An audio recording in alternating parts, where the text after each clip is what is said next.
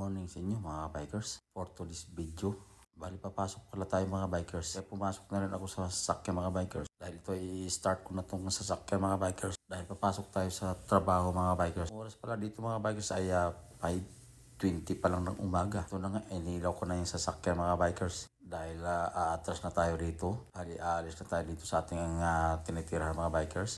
Papasok na tayo sa ating trabaho mga bikers. Dahil dito, dadaan pala ako ng mga bikers. Dadaan tayo dito, papunta tayo dun sa may Bakalam muna mga kabikers, no? Dahil yun ang madalas kong binibilan ng mga paruta mga bikers. So, yung ating gamit pala dito na kamera mga bikers ay 360. Dito, nakataas lang dito sa ating bubong ng ating sasakyan mga bikers. Bali umaga pa mga bikers, kaya kita nyo naman, umiikot tayo dito sa aming tinitirahan mga bikers. Kita nyo, napakaganda ng napakatahimik na village to mga bikers sa ating tinitirahan ngayon. Bali, napakaganda nga mga bikers, wala kang masabi dito nga na village na to. Tahimik, mayroon mga estiraha dito, kung gusto nyo mag-istiraha, mayroon dito mga bikers. Itong mga tinitirahan namin dito, maraming estiraha sa palibot to mga bikers. Yung mga gusto mag-enjoy, punta lang kayo dito bandang Hilira na to, maraming estiraha dito. Ito ay bilong to, tumama lang pala to mga bikers, no.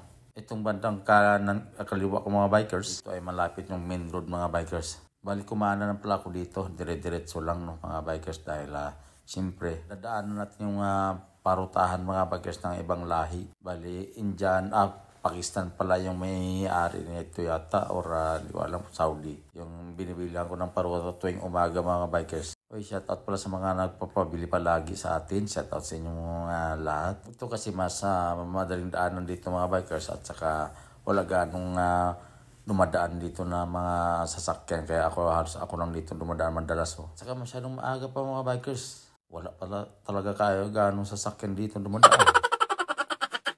Bali dito, kakanan na naman tayo ulit mga bikers. Siguro malilito ka talaga dito pag unang ka dito mga bikers. Ako nga nalito nung unang dating ko dito. Ito, kakanan naman ako dito ulit mga bikers dito sa Merap Road ito. Yan, itong kinakananan ko, dire-diretso lang din to mga bikers. Kita nyo, malinis na naman, wala naman mga sasakyan gano'n mga bikers, no?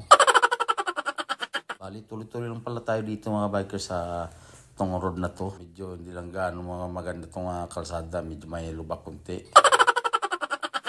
Pero solid na naman mga kabikers dahil siyempre medyo okay naman dito. Medyo secure naman yung ating pagmamaniho dito mga bikers dahil wala nga gaanong kalaban dito ng mga sasakyan mga bikers. Kaya dito mga bikers, tuloy-tuloy lang ating pagpatakbo ng sasakyan mga bikers. Habang buhay pa yung ating camera sa taas mga bikers, sinusulit na rin natin yung ating pagmamaneho dito. Kita nyo mga bikers, napakasulit ng kalsada, no? Ito bandang kaliwa ko kasi mga bikers, ginagawa pa to. Kaya ito parang temporary lang yata itong kalsada na to. Kaya kita nyo mga bikers, itong na to, nakatatlong sasakyan na nasa kasalubong ko. Kita nyo, napakakunti lang sasakyan pala dito talaga sa road na ito. Pag mayroon nagpapabili sa akin ng mga paruta, paya, dito talaga ako nagsi-shortcut mga bikers. Itong kalsada na to dahil ito lang pinakamadali. Oy, mayroon pa lang ditong may tubig pala dito. Siguro nagbawas yung swimming pool dito. So yung mga bikers, huminto man na ako dito dahil siyempre check ko muna yung aking camera kung hanggang dito lang muna ating video. Bye bye.